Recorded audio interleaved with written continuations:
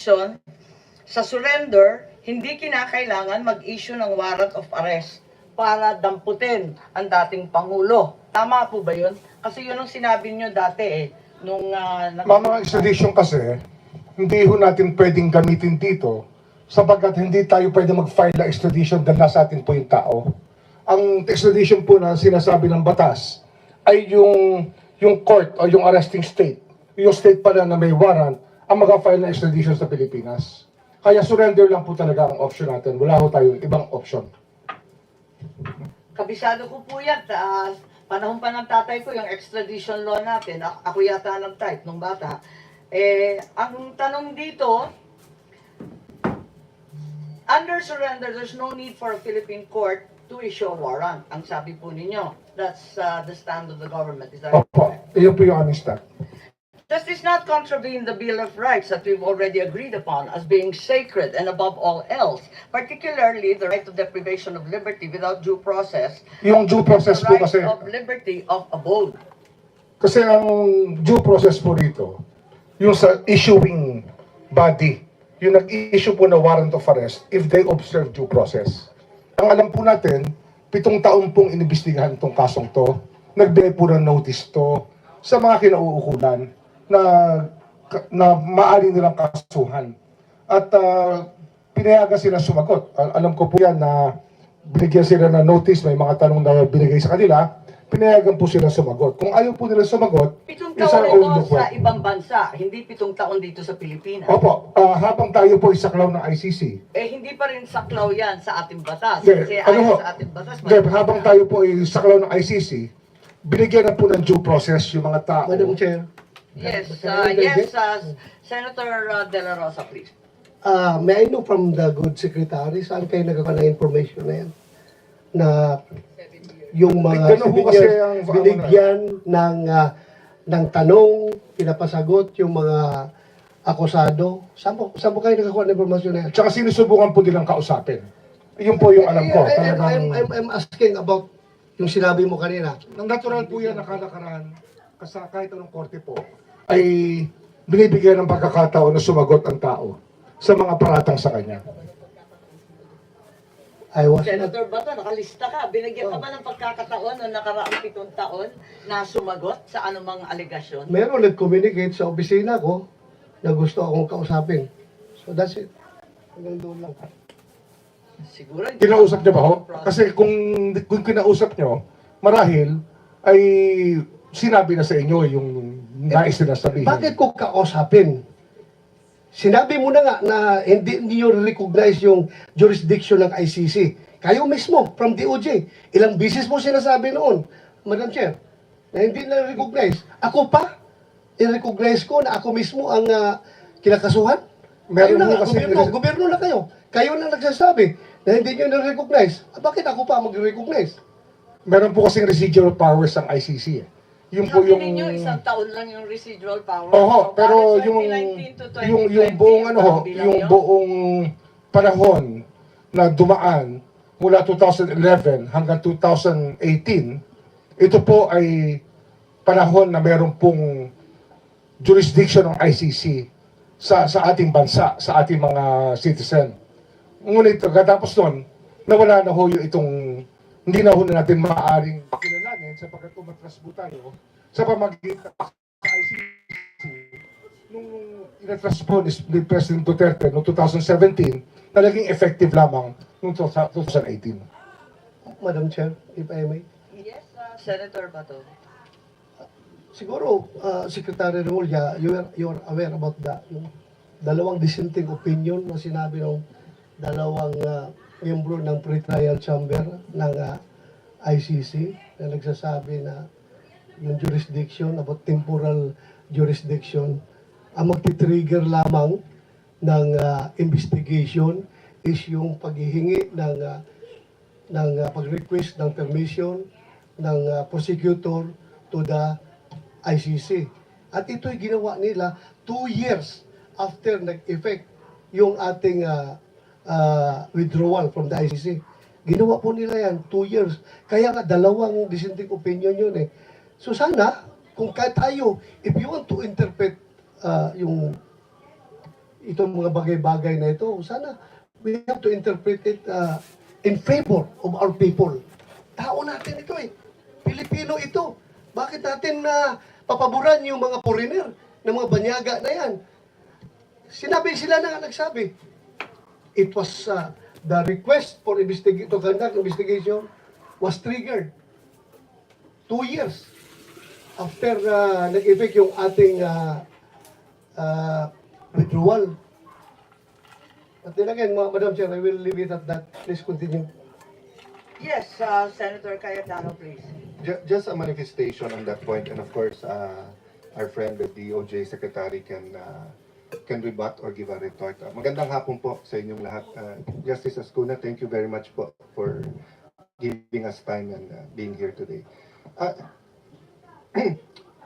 Actually, isang main contention siguro yung residual power sa case sa Supreme Court, and as the Justice Secretary said, it's sub judice, and of course, everyone will be waiting for the decision of the Supreme Court. Ang point ko lang kasi, both sides, the pro-Duterte, anti-Duterte, want accountability. The pro-Duterte feels that the accountability is the drug lords, etc. And if President Duterte did something that amounts to a crime, pero ang accountability dapat dito sa Pilipinas at tamang proseso. So doon naman sa gustong i-hold, anti-Duterte gusto siyang i-hold accountable, siguro naman ay it's safe to assume that they also want yung tamang proseso. So the thing is, there was an actual Supreme Court case, the Pangilinan versus Cayetano, questioning, I think the Secretary of Foreign Affairs noon, kaya named, questioning nga yung kung kailangan ng Senate concurrence yung withdrawal ng natin from the Rome Statute, yung ICC. Pero nakalagay din dun sa case na yon, let me paraphrase, that the Supreme Court can continue to review yung actions ng executive. So my problem with yung interpretation dun sa residual powers, kasi nga, di ba, sa 5 judge sa ICC, yung 2 nagsabing, wala kaming jurisdiction. Kasi nung sinimulan namin yan, tapos na dun sa residual na 1 year. But 3 justices said na pwede. So my problem kasi is walang World Supreme Court eh. So there's only the ICC Court then the Appellate Court. Unlike kung dito natin final sa judiciary natin, then yung interpretation whether they still have jurisdiction or not would have been done under Philippine law.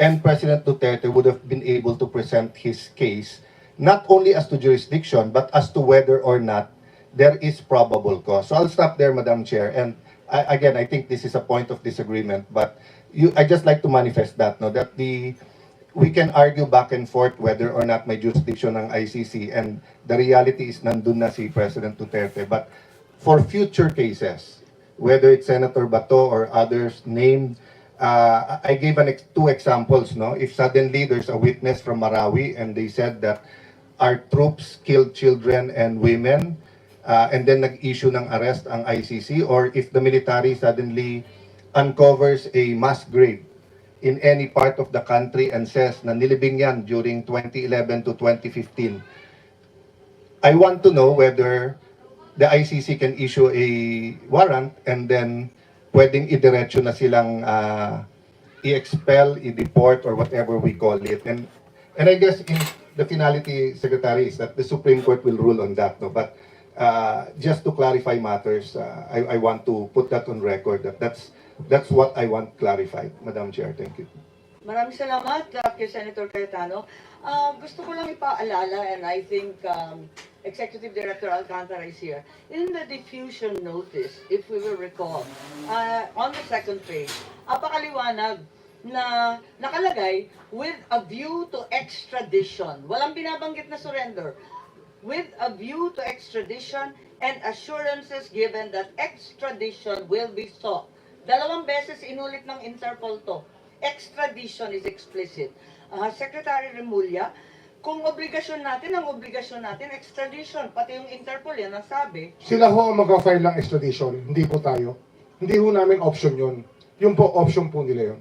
Hindi namin option yun. Kasi ang option lang po namin, surrender lang. At sasagutin natin ang extradition kung sila po ay mag-file. Under the law po. liwanagin natin, ang surrender option kapag foreign national. Ang liwaliwanag po niyan nandito sa ating batas at hindi rin kayo nag-intay ng request for extradition.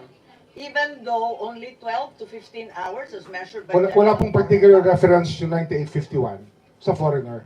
Ito po sa offender lang po, sa accused. Yun lang po ang reference ng 9851. Makikita natin, kasi kinalkal na natin dito sa Senado, nanggaling rin sa Senado yan, na ang nakasaad sa Article 17, yung dulo, RA 9851, talagang maliwanag na surrender, para sa foreign national. Ilang beses na rin pinaliwanag ni Attorney Medina yan sa first and second hearing na maliwanag na para sa foreign national yan. Kaya mukhang malabo ito. Sa interpretation po yun, hindi ko sa batas yun. Nasa transcript po, ang liwaliwanag, may amendment si Senator Subiri at the time, nakalista lahat ng bills pending, pare-pareho po ang referral sa foreign lang, hindi po pwede sa Filipino. Hindi bale, tulad nga ng sinabi ni Senator Cayetano, we agree to disagree, hindi po pwede para sa amin, maliwanag. And I'd like to call on Justice Azcuna at this juncture. Reference has been made to RA 9851, yung Article 17 nga na sinasabi, na sa ngayon, hindi na yung Rome Statute kasi post-2019 na tayo, no? So, ang huling kataga, pursuant to the applicable extradition laws and treaties. It's very clear, it's the last sentence of Article 17. And in an interview, the former Supreme Court Justice Adolfo Azcuna opined that surrender must be made pursuant to an applicable treaty. And since the Philippines is no longer a party to the Rome Statute, what then is the applicable treaty? Wala nang treaty. Dahil ang ini-invoke nga yung Rome Statute, wala na ngayon. Siguro si Justice Azcuna mas mahusay magpaliwanag. Thank you very much, Madam Chair. Regarding the applicable provisions, the justification given by government for the surrender of former President Rodrigo Duterte to the ICC consists of two grounds. One is the warrant of arrest issued by the ICC served with the protocol of the Interpol. The other is Section 17 of Republic Act 9851, which is the Philippine IHL law, and which provides that if a person is already being investigated for the crimes covered by this act, which includes the crimes for which President Duterte is being charged, is already being investigated by a national tribunal. The Philippine relevant Philippine authorities may surrender such person to the international tribunal, but it adds pursuant to the applicable extradition laws and treaties. Kaya,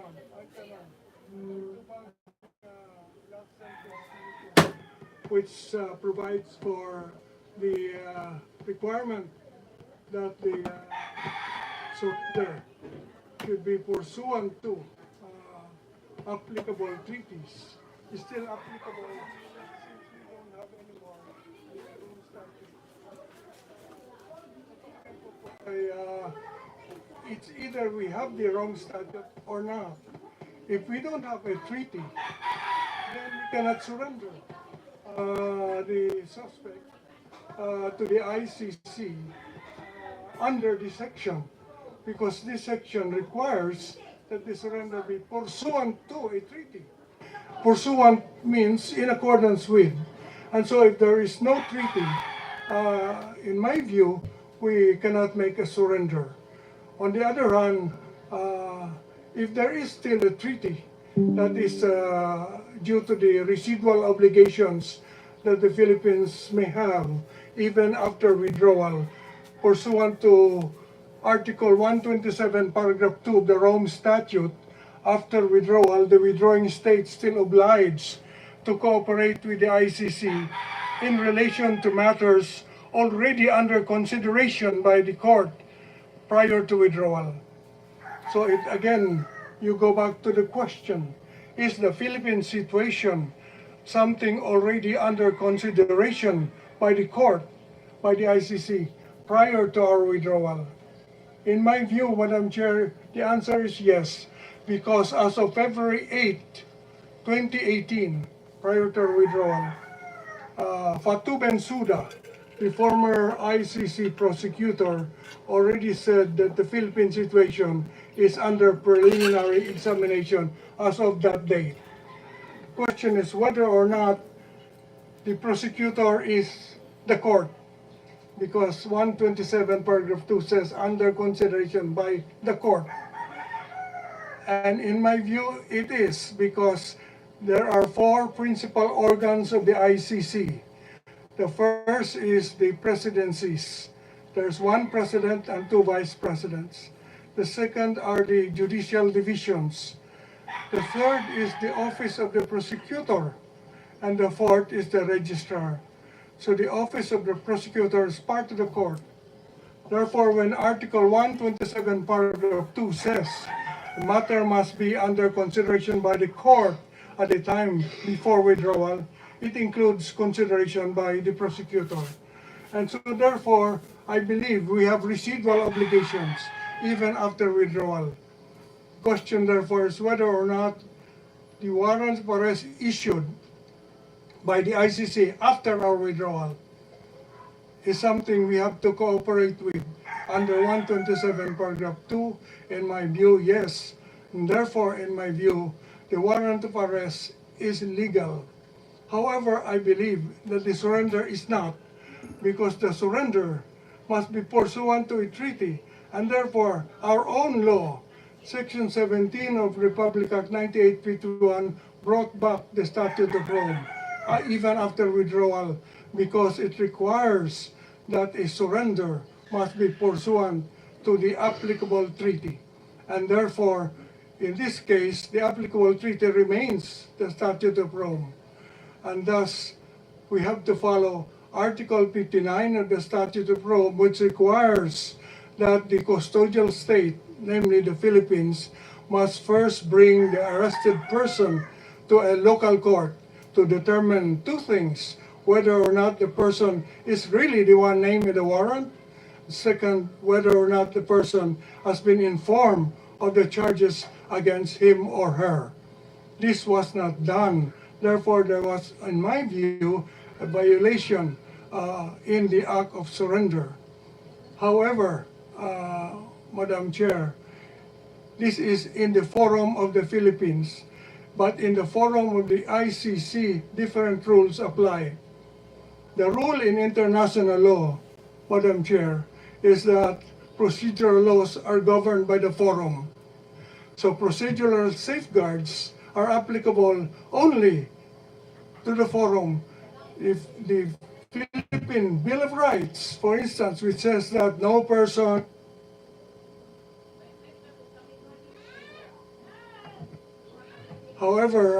criminal proceedings before the ICC is governed by their own procedure. This is in accordance with private international law, that procedures governed by Lex Fori, the law of the forum. And therefore, we go to the procedure in the ICC. In the ICC, I believe they follow what is called mali coptus beni detentus, meaning that even if the arrest is illegal, the detention can be legal. It does not automatically mean that if the arrest was illegal, the person arrested must be released. They will balance, it's a balancing act. They will balance the illegality of the arrest with the need to prosecute someone for very serious offenses under international law. And in their view, the balance weighs in favor of prosecution. They will prosecute, notwithstanding the violation of the procedure in the arrest. and in the surrender, I mean. Therefore, it depends on whether you're talking about Philippine Forum or the ICC. The ICC, I believe, will follow their own procedure. Whereas in the Philippines, as it is now pending in the Philippine Supreme Court, in my view, there is a violation and there will be consequences for that violation. Thank you, Madam Chair.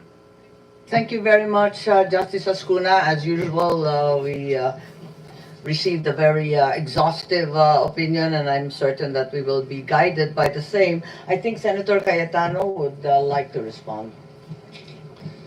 May I take advantage of the knowledge, wisdom, experience of Justice Azcuna, not only as a former Supreme Court justice, a recognized legal luminary, but as a member of the Constitutional Commission.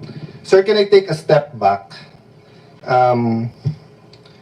When the Constitutional Commission discussed the Bill of Rights, and in Section 2, the rights of the people to be secure in their persons, houses, papers, effects, against unreasonable searches and seizures of whatever nature and for any purpose shall be inviolable, and no search warrant or warrant arrest shall issue except upon 1, probable cause, 2, be determined personally by the judge after examination under oath of affirmation of the complainant and the witnesses he may produce, and particularly describing the place to be searched and the person or things to be seized. Am I correct, sir, that this was also a reaction to a period in the martial law where there were different kinds of warrant of arrest? Diba yung, I don't know the name of all of them, but so there were arrest warrants from many sources, including the military. So the commission, in its actions as representing the Filipino people, so fit, at least ito po yung tinuro sa amin sa Ateneo Law, that ang pinaghugutan nito, to be sure that if someone is arrested and it's not on a whim, it's not politicizing whatever, we will make sure by 1, judge lang ang pwede sa Pilipinas ang mag-issue ng warrant. Of course, the Supreme Court has already said may exception like the Bureau of Immigration just for the foreigners. But in general po, it has to be a judge. He can only issue it upon personally determining that there is probable cause after examination under oath of the complainant. Am I generally correct, Mr. Justice? That is correct, Mr. Senator. Yeah. So that is why in our 14 treaties for extradition with other countries, pare-pareho yung procedure that after the DFA receives the request for extradition, pupunta muna to sa isa nating judge. Para yung judge pa rin ang titingin. Am I correct? Am I wrong, SOJ, tama, no? So that the judge can double check and then he will be the one to either confirm or verify or issue the warrant of arrest. Then yun ang isa-serve ng local police. That's my understanding. That is correct, Mr. Senator. The need for a judge to be the one issuing the order in cases of warrant of arrest, and even search warrant is enshrined in our Constitution because there were previous occasions prior to our adoption of our Constitution where instead of a judge, it just says an authorized officer. So it has to be a judge. In the case, however, of the ICC, the warrant of arrest was also issued by a judge. In fact, 3 judges issued the warrant of arrest under the ICC. Question is whether or not that warrant of arrest can be executed in the Philippines by Philippine authorities. And that is, I think, pending the Supreme Court now. There are pros and cons on that, but one issue there is whether or not the 3 judges, the pretrial chamber of the ICC, acted on probable cause, or merely on sufficiency of evidence. Yes. But as I said, the provision on probable cause and the judges issuing the warrant are procedural safeguards that are good only for the forum and not applicable abroad. That is the limitation. Our constitution does not extend beyond our territory. Thank you. Point I was going to, sir, is really the legal remedy of a Filipino citizen to run to our judiciary, which I asked Attorney Alexis Medina and go to him later. But my point, I think you already read my mind, Mr. Justice, and because you were saying we are not sure whether the judges or justices of the ICC went into probable cause or sufficiency, because we are also not sure if they issued the warrant based on a personal determination of the witnesses or complainants under oath. We do not know whether these are media reports or whether their prosecutors came here and interviewed them, no? So ang point ko, Mr. Justice, if I was being arrested and I'm not sure, I should be able to go to Philippine courts.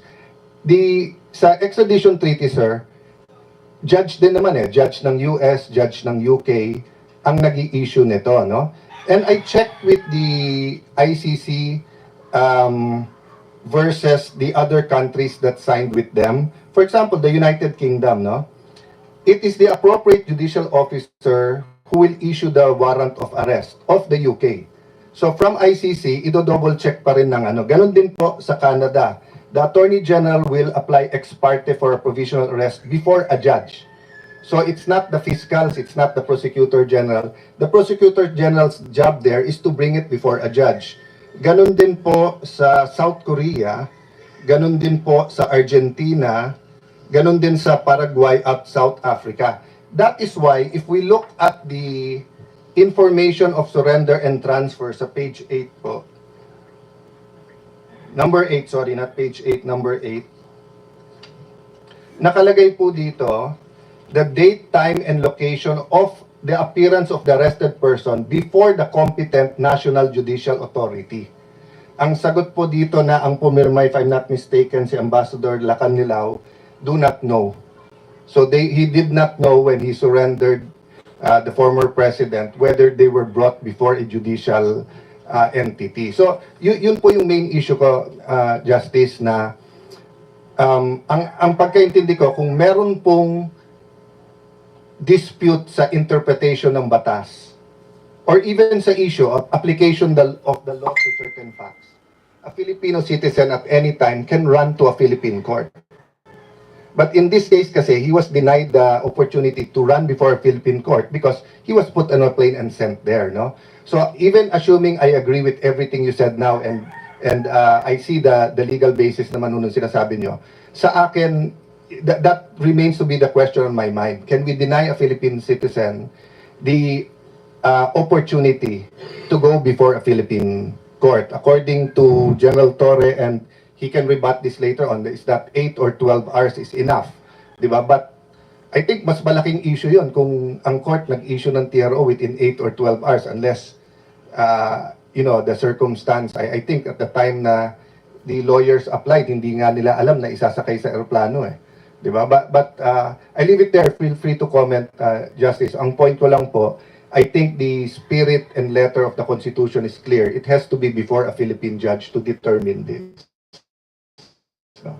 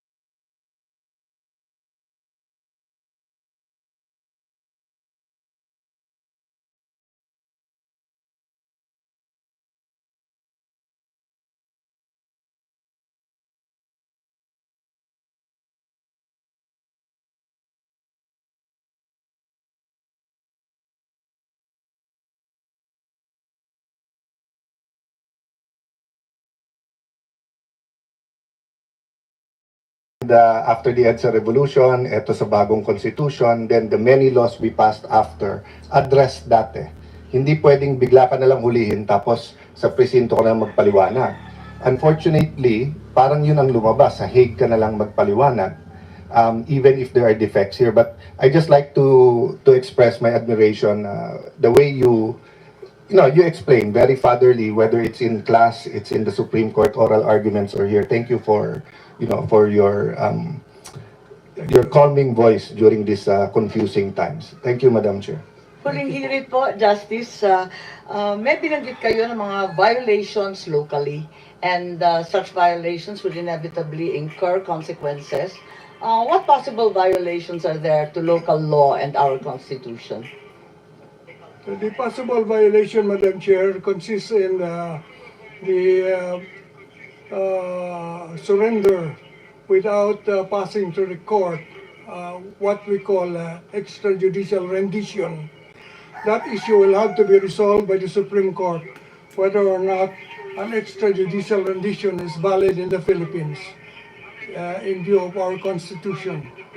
And the other issue is whether or not there is a comma that separates international tribunal from another country.